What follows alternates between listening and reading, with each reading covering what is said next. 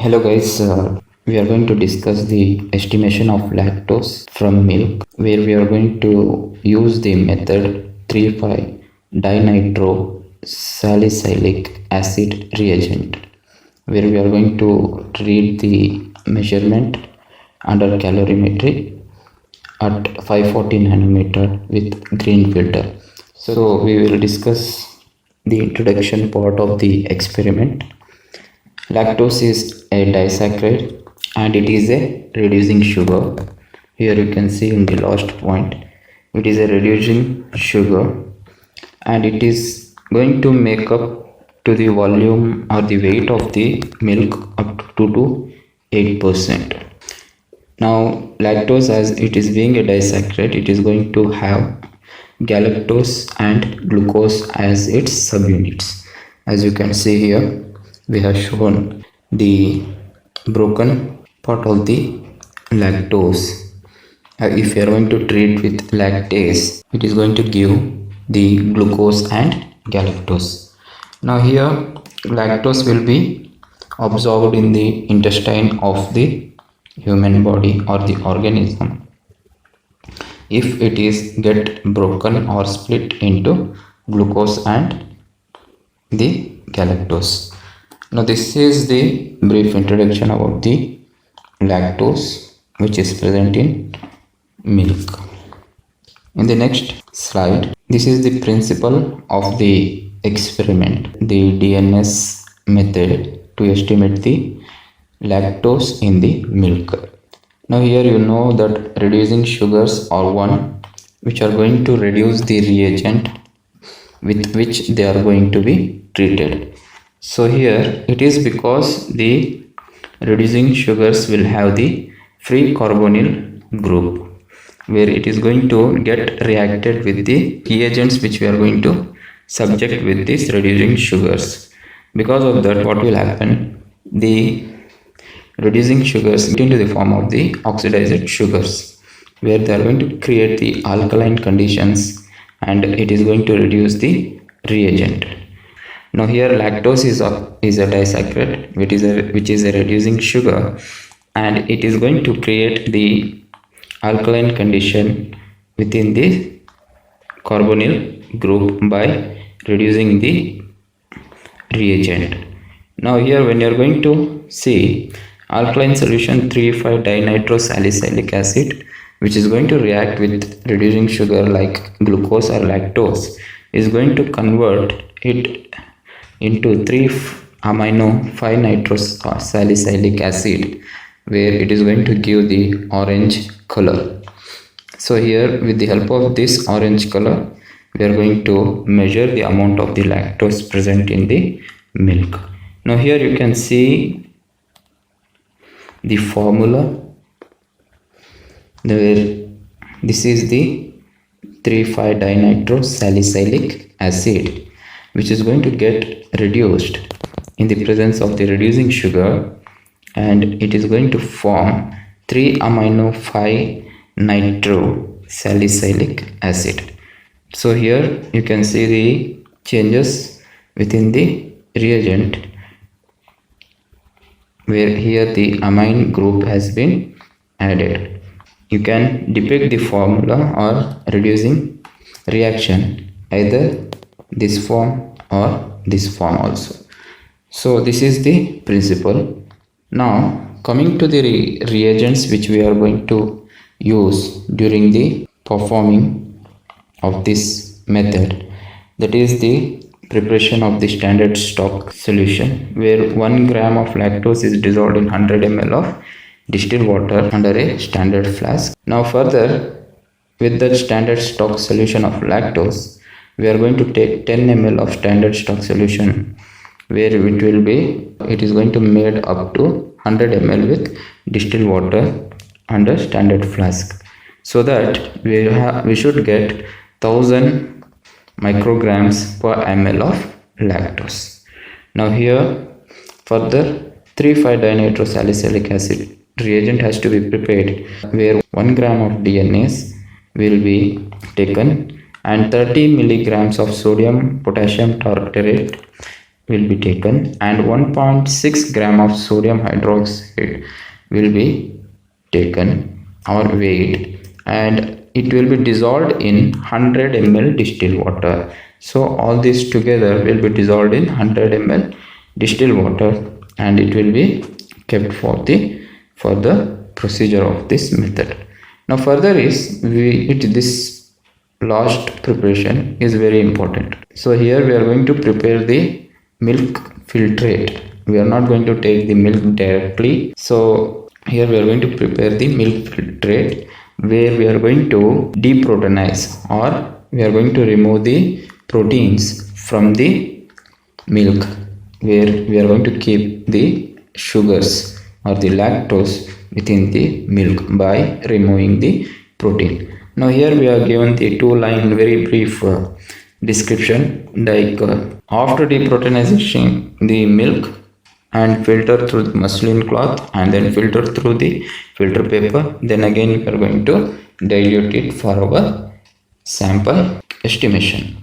Now this is what the simple brief, but in this slide we are going to see how the milk will be deproteinized.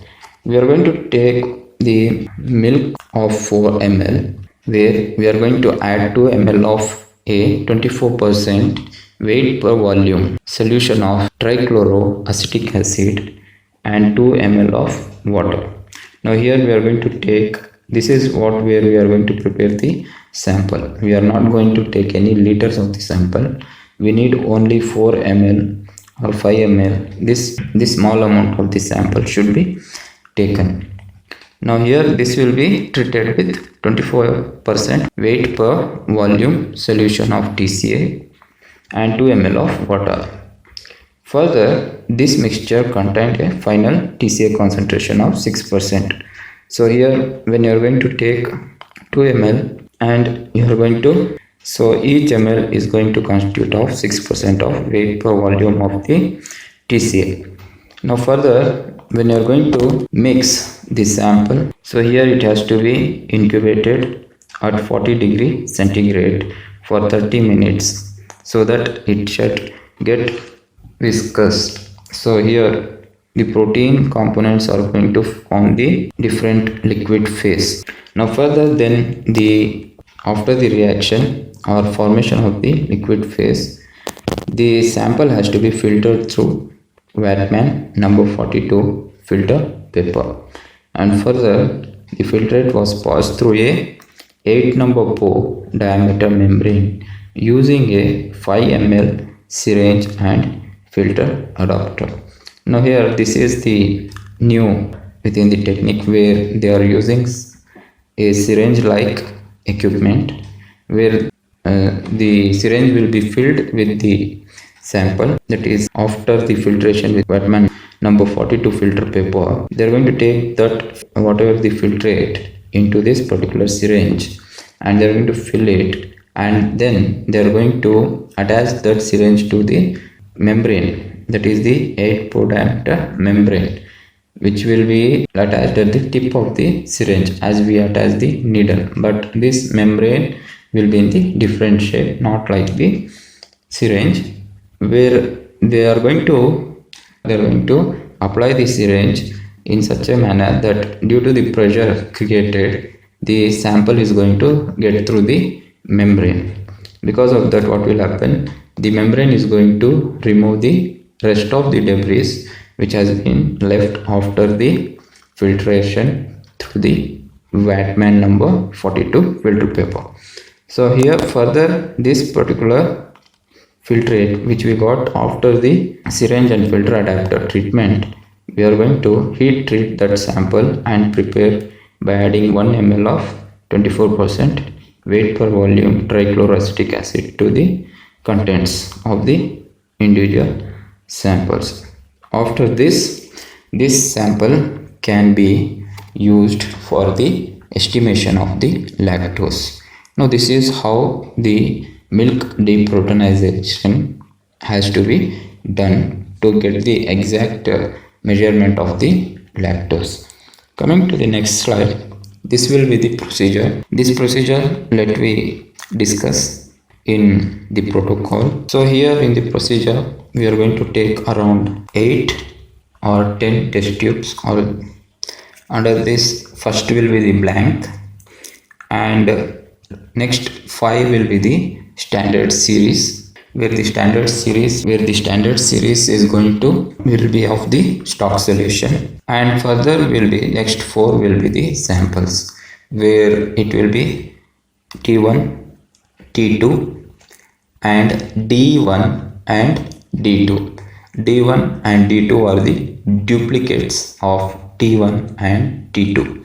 Now here, as you see in the volume of lactose in ml, we can see the blank will be going to have 0 ml, and the rest standard series is going to have 0.2 to 1 ml by increment of 0.2 on each test tube. Now here further is the sample.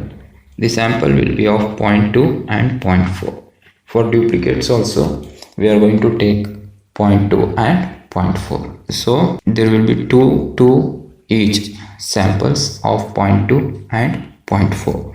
Now further is amount of lactose in the microgram per ml, where each test tube is going to have 200 microgram increment from 200 to 1000 micrograms. So it is 200, 400, 600, 800 and 1000. For the samples, we have to estimate what the amount of the lactose is present in the milk filtrate. Now further is, after taking this amount of the standard series and the samples, we are going to make up all the test tubes to 5 ml. So we are going to add 5 ml of distilled water to the blank, and the rest we are going to add the remaining amount of the volume. Like for 0.2, we are going to add 4.8 ml of distilled water, and here it is 4.6, here 4.4, here 4.2, here 4 ml of distilled water. In this sample test tubes, it is 4.8 and 4.6. Now here, so it makes each test tube or all the test tubes having 5 ml of the volume of the liquids and further we are going to add 0.5 ml of DNS reagent to each test tube. So here when you are going to add the DNS reagent to each test tube, further we are going to keep it for incubation after mixing for 15 minutes. Now after the incubation, you are going to find like the development of the orange color depending upon the amount of the lactose is present in the samples or the standard series. Now after this development of the orange color, you are going to read the absorbance at 540 nanometer with a green filter. Now here, why we are going to use green filter, and we are having the orange color, but we need to read the absorbance in the green filter, because we are considering the absorbance measurement at 540 nanometer. That is, the range of the green filter is 510 to 570 nanometer. So we are going to use this green filter to read the absorbance. Further, these are what the readings we got after the absorbance measurement. Now here, further we are going to plot these absorbance with the help of the amount of the lactose present in the standard series, and this is the graph which we have developed, where the y-axis is going to have absorbance scale and the x-axis is going to have concentration of lactose in micrograms. So here y-axis is always dependent on the x-axis, because x-axis is going to have the actual basis of the experiment, where the y-axis is going to have the range of the absorbance only, but not the actual subjected matter. Now here, when you are going to see, the y-axis is going to have the range of the absorbance which got splitted. Now when you are going to subject these values, micrograms per ml and the absorbance what we got, the standard series is going to get plot on this particular line curve. The red line which you are seeing, it is going to get plotted here. Now you can see the actual absorbance which we got at 540 nanometer with green filter. So this got this particular line curve. After that, whatever we got, the sample absorbance is like 0.04, 0.09. This has been taken here. So these samples has given the perpendicular falling on the x-axis for the concentration of lactose in micrograms. For the sample 1 or T1 is like 260 micrograms, and for the sample T2 it is 700 micrograms. In the graphs and also in the protocol we did not mention D1 and the D2. Those are the duplicates of T1 and T2. So here it is because both the D1 and D2 samples got the similar readings as the T1 and T2. So the same has not been considered. Now only the single sample readings has been taken of the T1 and T2. So here the T1 has shown 260 micrograms of the lactose present in 0.2 ml of the milk sample or the milk filtrate. Now here the 0.4 ml of the milk filtrate has shown 700 micrograms of the lactose present in it. Now this is the graph which got plotted.